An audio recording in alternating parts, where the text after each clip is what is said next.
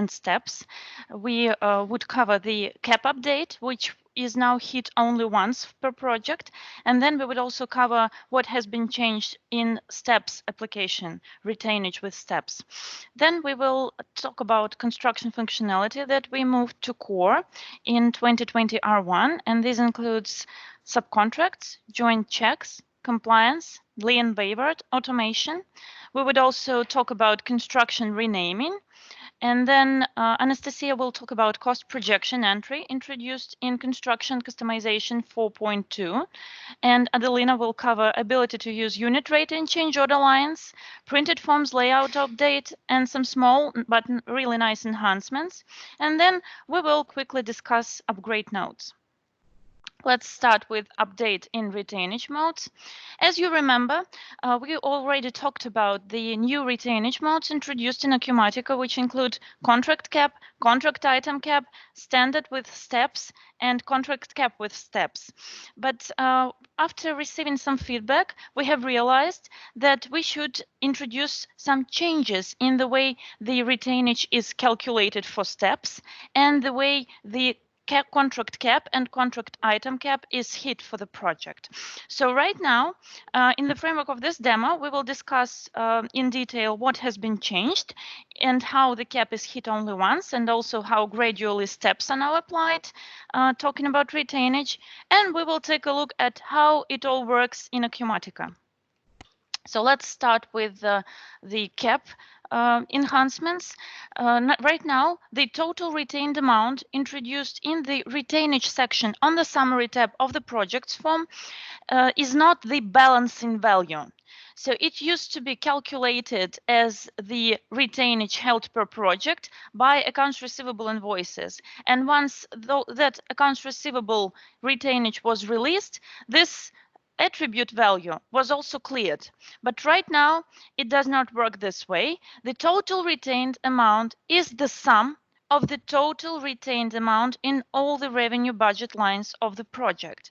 And once you clear retainage, meaning release accounts receivable retainage or bill that retainage, you do not clear this total retained amount value. And anytime you are using contract cap retainage and you run project billing, the system will validate your amounts to this total retained amount and decide whether to calculate new retainage or not. And once you have already hit the cap, you will no longer calculate any new retainage unless you increase your cap amount, of course, as we have already discussed that in the previous demo. And now you know that increasing the contract cap amount is possible if you are using change orders, for instance, and you will release a change order to increase the cap, or you manually increase that. But the retainage release will not anyhow affect this cap value. Okay, so the total retained amount on the revenue budget tab, the sum of which is the total retained amount which we have just discussed on the summary tab of the projects form, is the sum of all the retainage amount values in the related pro forma lines. So this means that this value is also not cleared anyhow. It's just all the retainage that has ever been held per this or that revenue budget line. And speaking about contract item cap, this is now the value with which the system compares the cap amount. And in case your total retained amount per the project revenue budget line is still less than the contract item cap for this very budget line, the system will calculate new retainage. But in case you have already hit this cap value once, you will no longer calculate any new retainage, even if you release the accounts receivable retainage. So these are the scenarios that will help you realize whether the system will calculate new retainage or not. And basically, this is just what I have already mentioned. And it would be much easier to understand everything in the real system. So I will quickly show you some screenshots, and then we will switch to Acumatica. So you see, once you hit the cap, so here is my cap amount, and here is my total retained amount. This means that the cap was already hit. And then I will decide to release some retainage, for instance, partially. And after I release retainage, the retained amount value on the revenue budget tab of the project is cleared, but you see that the total retained amount is not cleared at all. It's still the same, and so is the total retained amount on the summary tab of the projects form. And this means that next time I run project billing, I will no longer have any new retainage amount calculated for my project because I am already hitting the cap and I do not want to go above that cap. And let me quickly switch to Acumatica and show you how it works in real life. I believe you can now see my project, can you? No, you cannot? Okay, just a moment. Oh, it's okay right now. Oh, okay, great. I was already thinking that there are some, sharing mysteries in the teams. Okay, so you can see my project, and this project utilizes contract cap retainage mode, and we are already at the cap level. So I have already invoiced enough amount so that I'm reaching the cap with my total retained amount. And let me now release some retainage for my project if I'm logged in. Just a moment.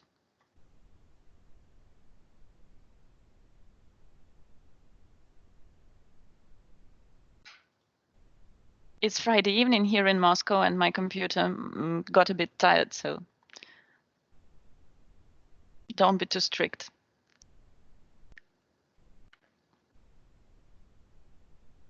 Still working on it.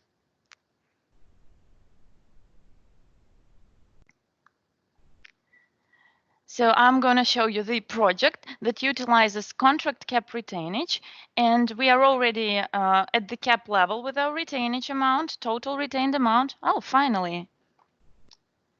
And then you see that I have already generated a retainage invoice, but I haven't released it yet, and it means that retained amount is still there. And so is total retained amount.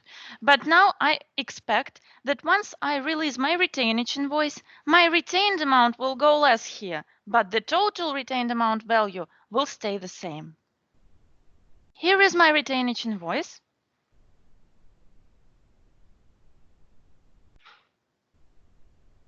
And I am releasing it.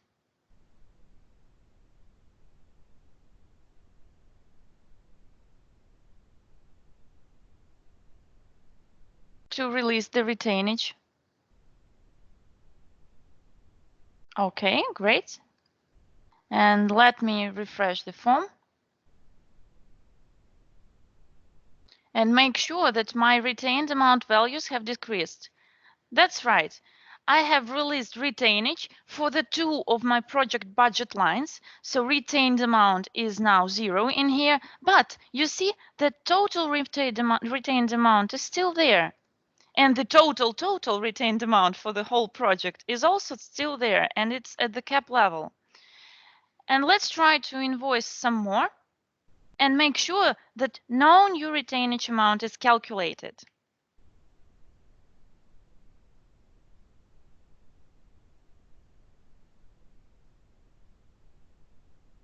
Just a moment.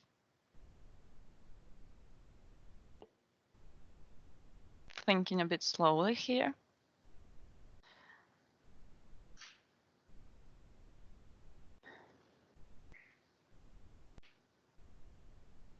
Just a spoiler that once I click Run Project Billing, a pro forma invoice will be generated.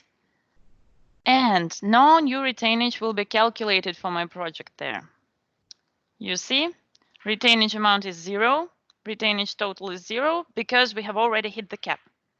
Okay, so let's get back to our presentation and talk about steps. Speaking about step retainage, previously our use steps retainage mode was applied to the total invoiced amount. And for instance, if we had such a stepped retainage table specified for my project, and for instance, if we invoice some 65,000 for my project, which would fall into this very step after 50%, right? The system would have taken 10% and applied it to the total invoiced amount, which is not correct because we expect the previous, so to say, sums, the portions of my total invoice sums to be applied gradually to each corresponding retainage step. And right now, that is exactly what our system does. The calculated total invoiced amount is kind of treated by the billing process by portions, and each portion falls into its very step. And for each portion, we apply the correct retainage percentage from this or that step.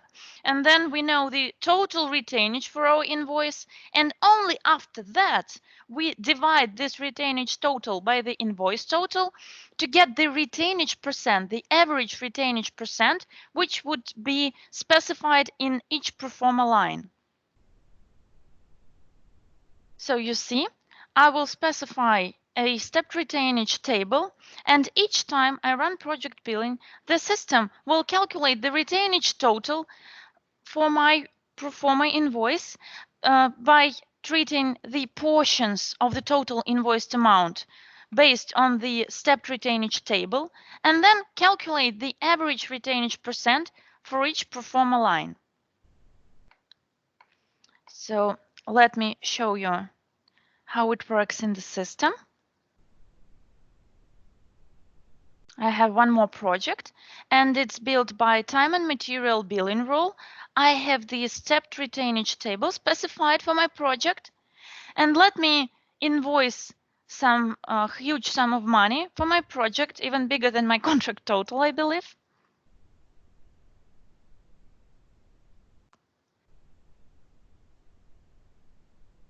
So you see a time and material pro forma invoices generated, and here you see that we are invoicing $120,000 dollars, for instance, for my project, and then the retainage percent is average here because it was calculated just as I have described to you in the slide. Okay, so basically that's it about the retainage updates, unfortunately, because I could have gone talking forever about retainage.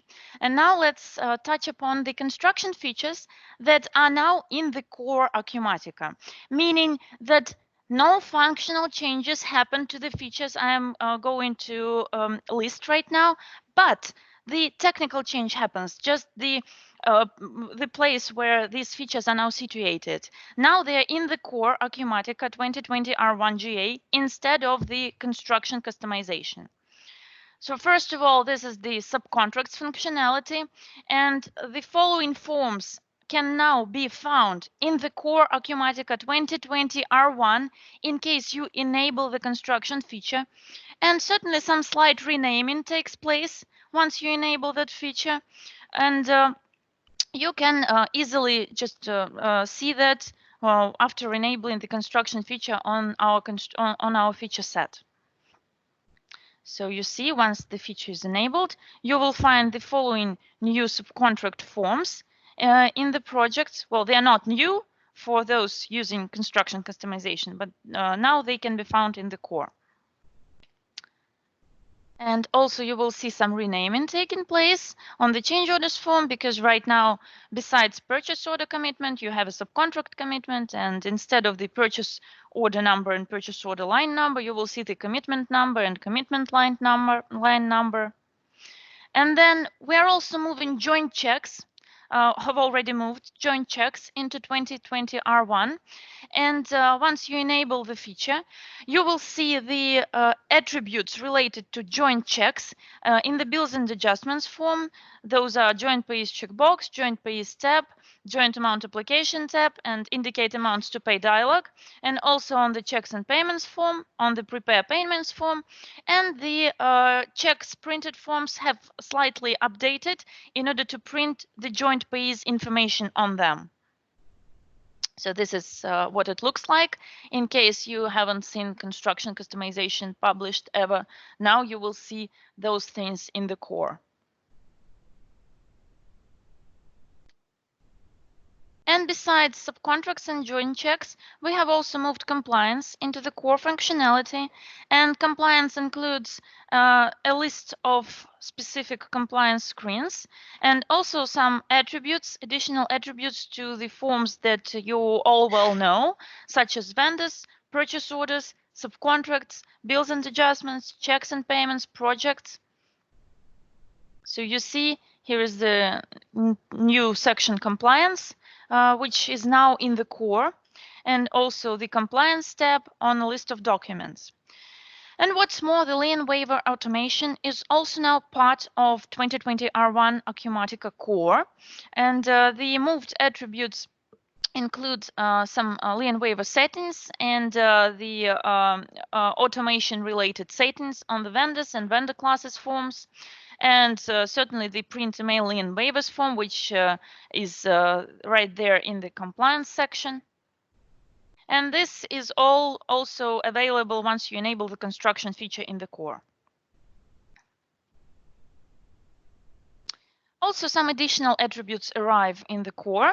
Those are the type of the project task on the list of forms, and the checkbox allow addition of account groups not associated with the project cost budget when creating subcontracts on the summary tab of the projects form. So here you can see how it looks like in the system. And what's more, I would also like to cover some construction renaming update in Acumatica core. Basically, if you have not been using the construction customization, almost nothing changes for you. But in case you are using the construction customization, and once you unpublish that customization and upgrade to 2020 R1, you will notice that the values that were previously subjob, schedule of values are now project task, and on a list of forms, and also the billing item on the proforma invoice is also just a project task for consistency, and the account group item column is now renamed back into inventory ID on purchase orders, purchase receipts, subcontracts, bills and adjustments, invoices and memos. And also the type values of the project tasks, which used to be subjob, schedule of values, subjob, schedule of values, are now cost task, revenue task, cost and revenue task respectively. And also the project task is renamed into cost task on the change request form. Now I will pass the word to Anastasia so that she could talk about the cost projection entry feature introduced in 4.2 customization. Just a moment, let me stop sharing. Thank you so much, Tamara. Hello, everyone. And let me share my screen in just a second.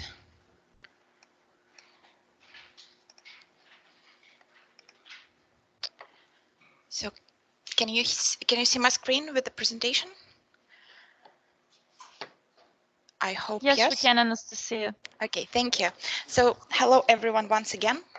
And I will talk about a new exciting feature, project cost projection, that is now available in construction edition from 4.2 and later. It is available under the construction feature switch.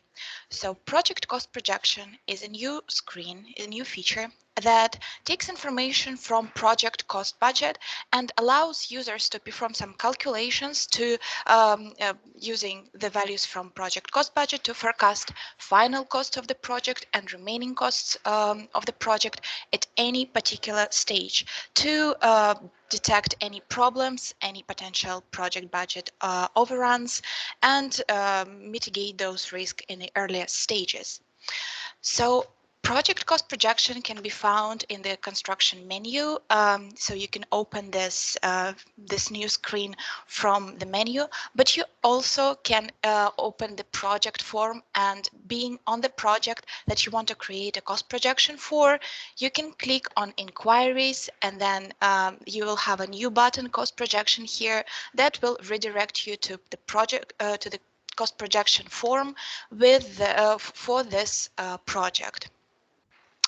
So the cost projection can be created, as I said, for the project using the project cost budget values. It can be created with different level of details, and the level of details is specified by specifying the class of the cost projection.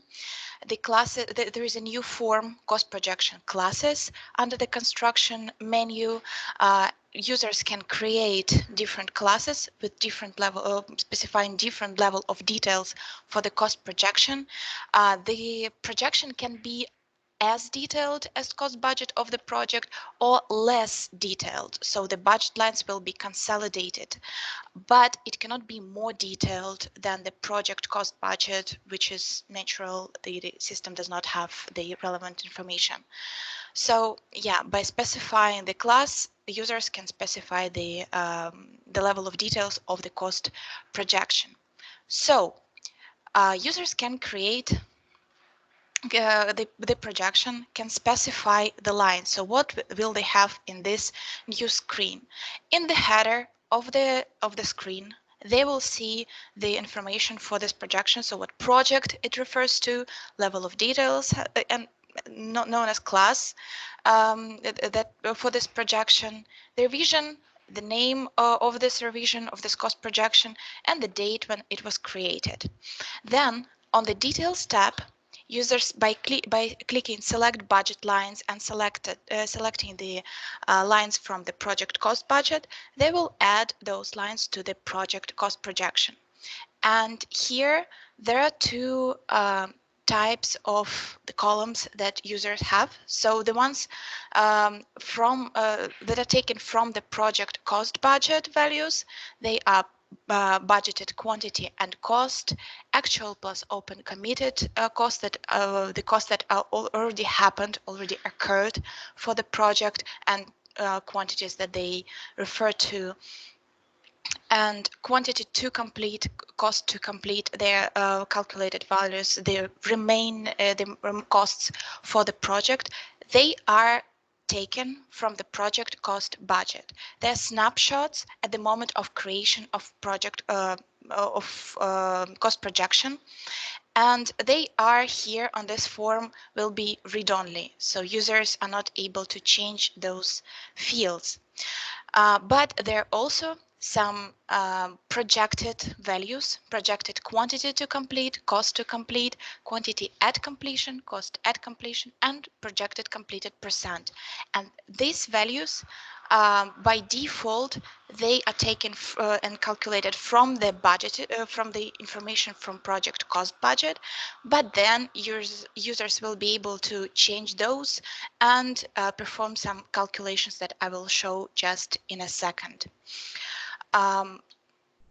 So when users, so here we have different modes of the lines of the project cost projection.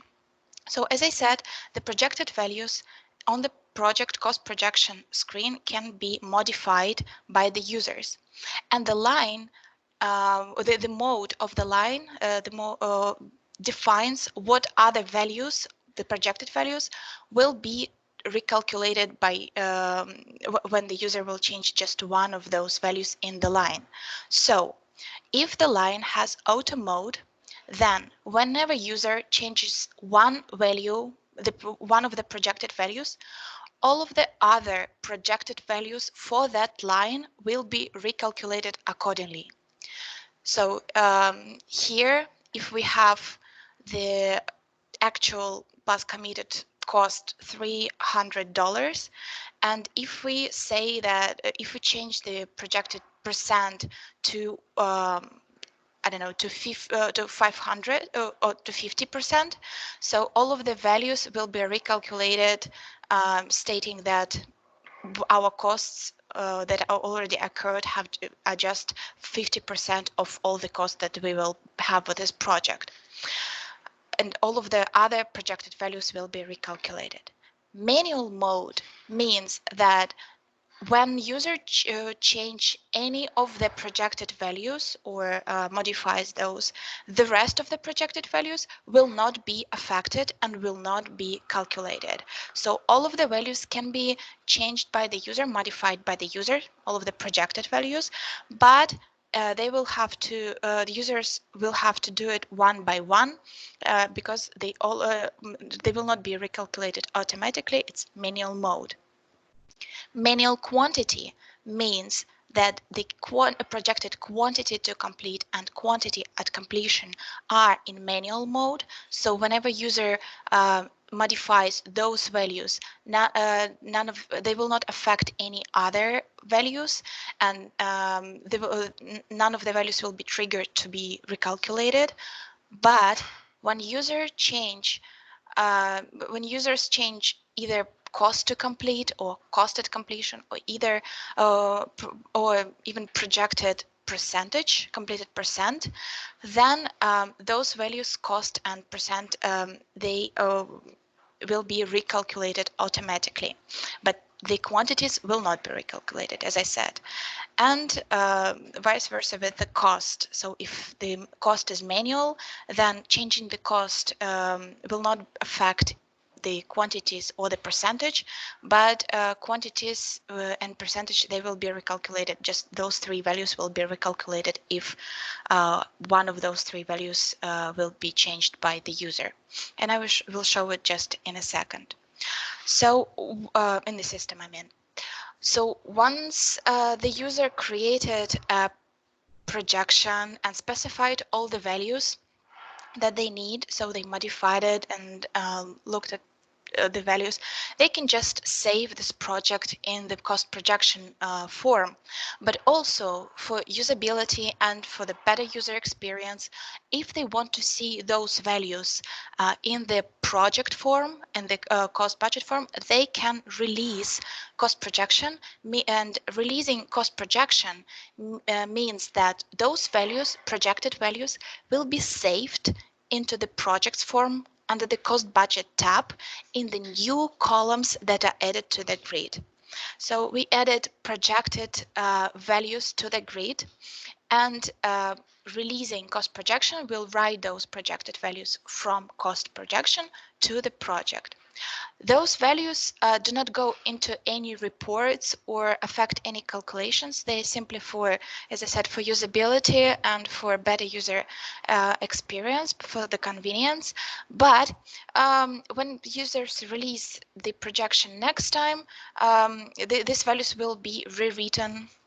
So the fresh values will be written in the project cost budget, so they will be able to see those new values in the project's form. Only those projections that have the same level of details as the project can be released to the project. And so if the cost projection is less detailed than the project, it may not happen. They will not be able to release it to the project. And also to release cost projection to the project, users can set up an approval process for that by creating an approval map and a notification in the respectful forms, and then specifying those in the project preferences form. So they're two new lines, two new attributes: cost projection approval map and cost projection approval notification. So by specifying those, users will be able to set up the approval process. And once the user will clear hold button, so here if the approval process is not set up, when the user clear hold button, cost projection goes into open status and can be released. If the approval process is set up, when users click clear on hold button, the cost projection goes into pending approval status, and once it's approved, on approval details tab will be all the information. So once the cost projection is approved, users will be able to release it. So now let me switch to the system.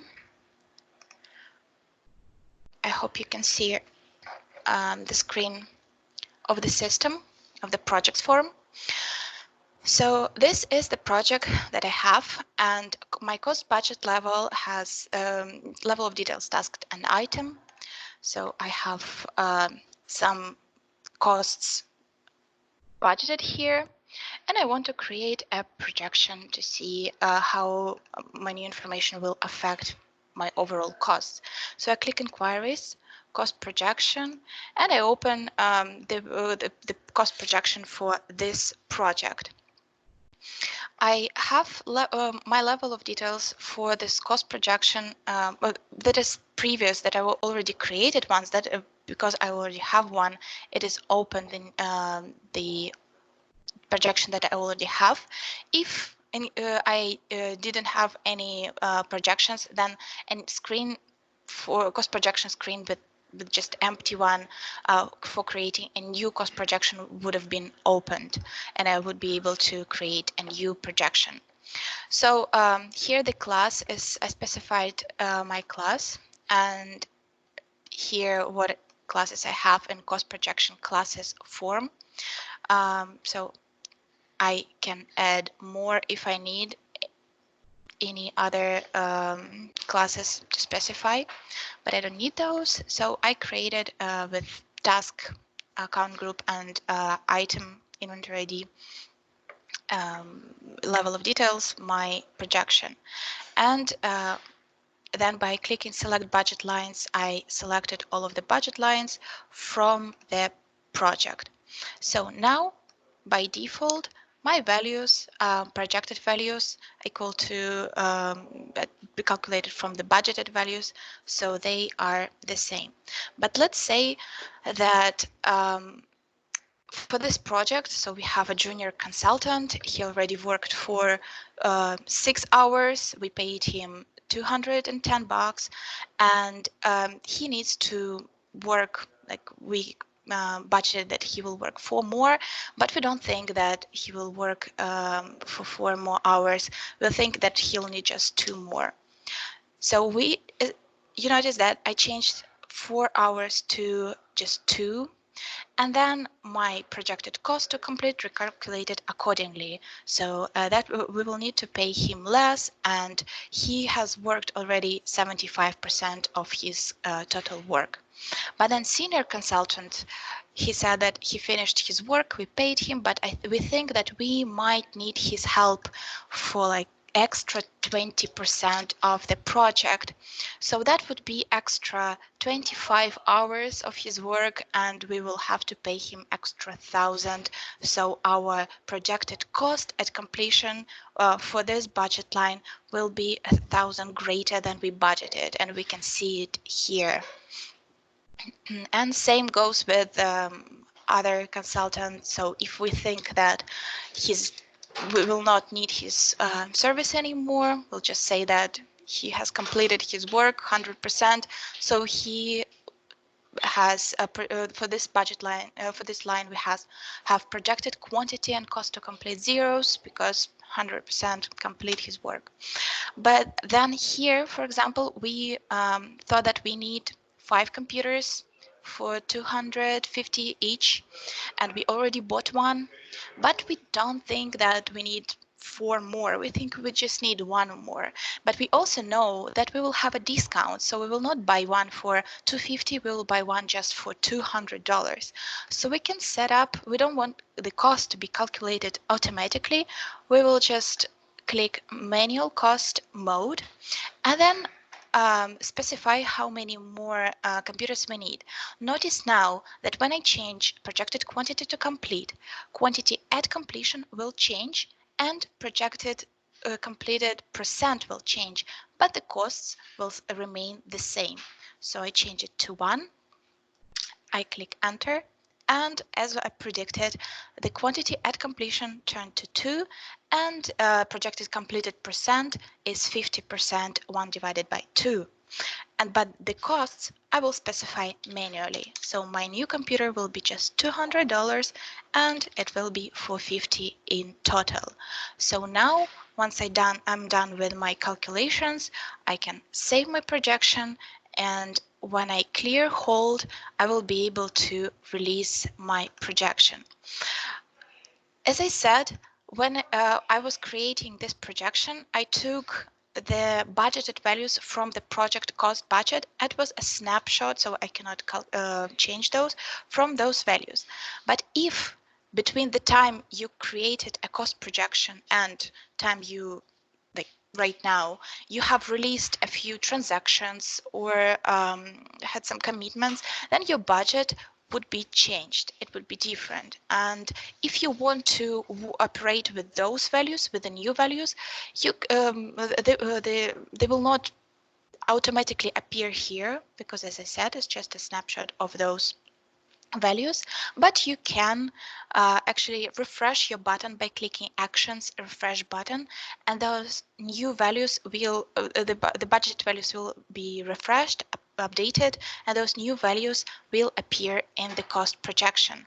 Be mindful that when you do that, if you have the auto mode in your lines, in the cost projection lines, your projected values will be recalculated with those new budgeted values. So if you want to update your budget, but you want to save your entered projected values, make sure that you have manual mode for those lines. Also, when you copy revision, when you create a new copy, you have an option to set up the refresh budget. So your new copy will take a snapshot of the new fresh project cost budget values, or if you clear refresh budget checkbox, then it will take a copy of the budget values that you have in the projection that you are copying.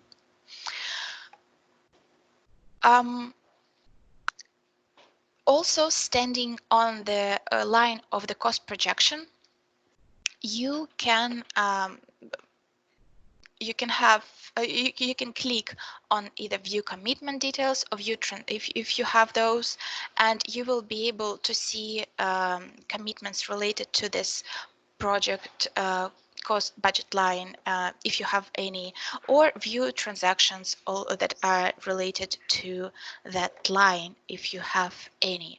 Also, by clicking on the history button, you will be able to see for this line the values of the lines of the different revisions that had, I mean, maybe see some progression or changes that you made throughout the revisions of the cost projection. So you're able to see the history of each line, what happened to it overall over the course of different projections in the project.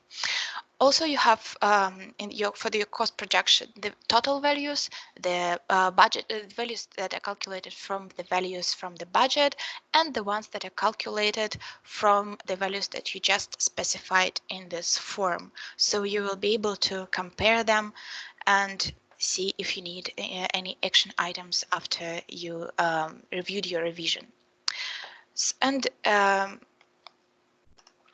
going back to the project, once you released your project, your projection, you will be able to see those values here, and the new once you release the next projection, the new values will write those values in the project cost budget on the project cost budget tab.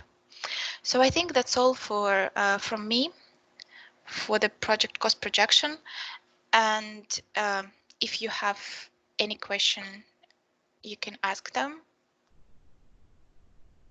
If not, then I'm giving the floor to Adelina, and she will share some new exciting enhancements that we have also.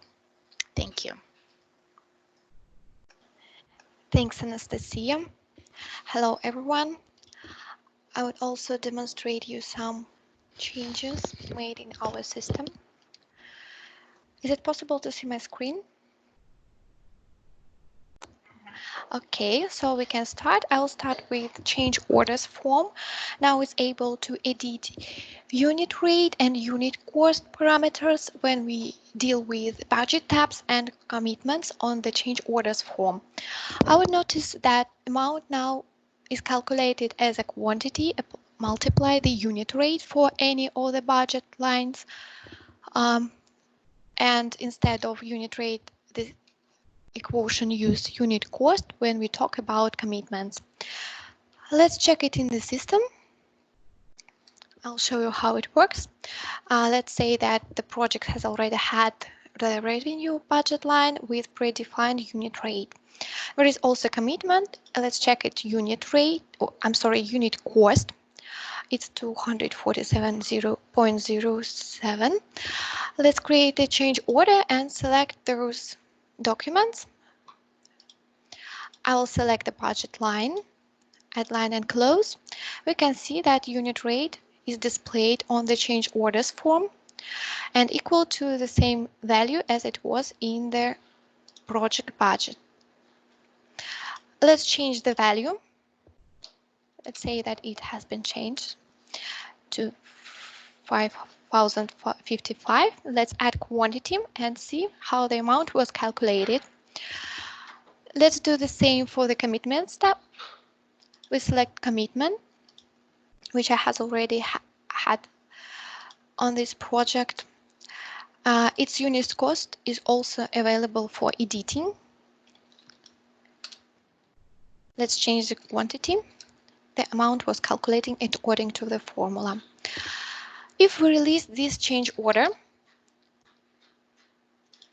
clear from hold, and release, we can see that on the project's form, the original unit rate for the revenue budget tab has not been changed, and it's left the same value as it was for the revenue budget line.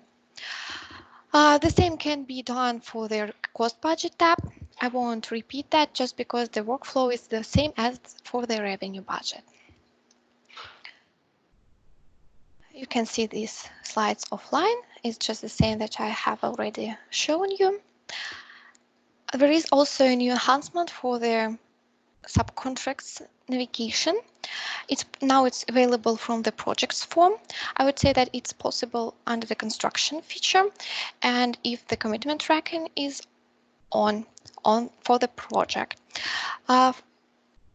If the required single project per document setting is applied, the checkbox is selected on the account payable preferences, then when we create a subcontract from the project will be predefined on the subcontracts form.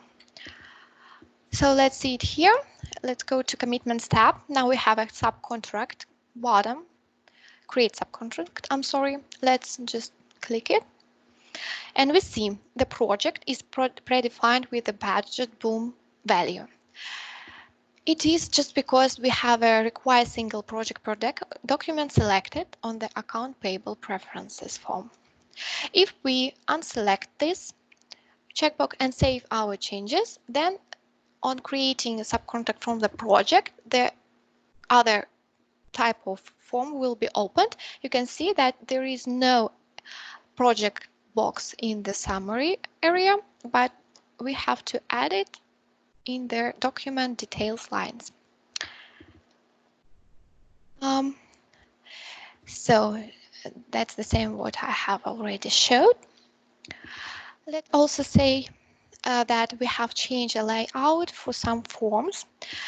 There are some small changes for the naming letters. The change of the color was made. We also align text differently. So let's just look through all the forms and check it all. So there are pro forma invoice, change request form, change order form, project quote. There are also project issue form and daily field report. What else was done? In mobile application, now is available to work with compliance tab under the construction feature. You can add some documents, upload files to it, and also change some fields of the documents from the mobile app. also added approve or reject menu for the change requests form on the mobile application. If you allow the change request workflow, then the document will be in a pending approval status. It will be possible to approve or reject. This option is hidden in the menu directly from the change request form. Before that change, it was available only from the approvals form. Now it's possible right here. I think that's all from my side. If anyone has any questions, please keep going. Thank you so much, Adelina and Anastasia, for covering great subjects. And I would like to give you some notes on upgrade. So the most important thing is, prior to upgrading, please unpublish the customization. Just a moment, I'll mute everyone. Okay. Can you still hear me? Okay, great. So the first and foremost thing for you, if you're using construction customization, prior to upgrade, please unpublish that. Also, if you had some automation steps and mobile mapping for subcontracts screen changed, it will reset to default in 2020 R1. So the UI, the user interface sitemap entry for subcontracts, if it was recreated by the user before upgrading to 20R1, meaning they have the new node IDs, you might have the duplicate in the menu after upgraded to 20R1. And you are recommended to remove that duplicate manually after upgrade. Also, the generic inquiry list as entry point for subcontracts will remain as is after upgrade, but if the user will not the user will not be getting changes. And if the user wants to reset the generic inquiry to the default one, they will need to ask support for help, and the support will take care of that issue. Also, on the compliance management form, the filters that represent tabs such as certificates, insurance policies, etc., will remain as is after upgrade, but the user will not be getting changes that we could be making to those filters in the next versions of the product. And if the user wants to reset the filters, they will once again need to contact support to take care of that via the database script. And also, I want you to know that if you are already using some retainage with cap and steps, after upgraded to 20R1, your total retained values in the revenue budget tab of the project and on the summary tab of the project will be 0. And this is the indication that you need to run validate project balances. And I highly recommend you to run validate project balances for the projects utilizing retainage, so that those fields were recalculated in accordance with the new logic we have introduced. I will quickly wrap up on what we have just discussed during this demo. We have covered the updated retainage with cap and steps modes. Also, we have touched upon the construction functionality that is now in the core product instead of a customization, which includes subcontracts, joint checks, compliance, lien waiver, automation. Also, we have covered the renaming of project task and inventory ID columns mainly. And then Anastasia told you about the cost projection entry in Construction Edition 4.2.